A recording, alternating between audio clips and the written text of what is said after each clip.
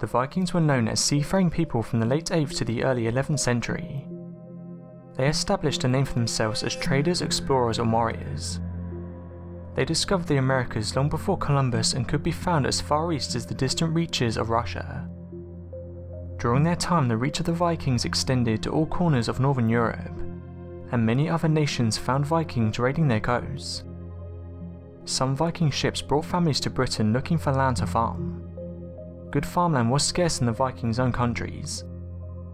The parts of Britain where most Vikings settled were northern Scotland and eastern England.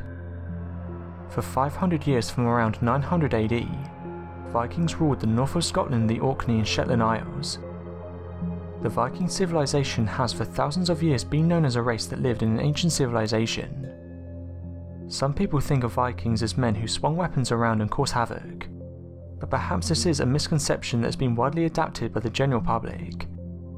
It turns out the Vikings may have had more sophisticated types of weapons at their disposal than anyone could have imagined, including archaeologists who have studied artifacts from that era.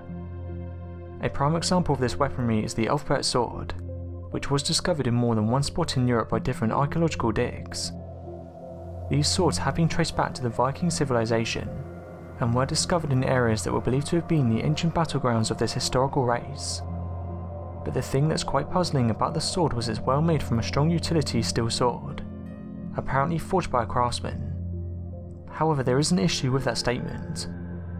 The time of the Vikings was supposed to be known as a time before such welding was actually done, so some have questioned how they created these swords, and as you can imagine, many theories have been put forward. The name of the sword has also been brought into question. The writing was found inscribed on the cross-section of the sword.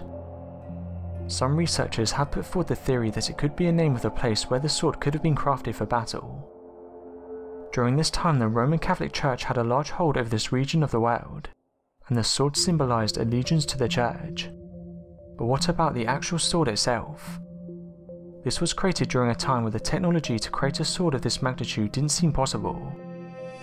The type of heat that was needed to fuse such a weapon wasn't even harnessed for such a task until hundreds of years in the future. Yet the sword is proof this process could have been figured out by a race that was perhaps more sophisticated than first believed.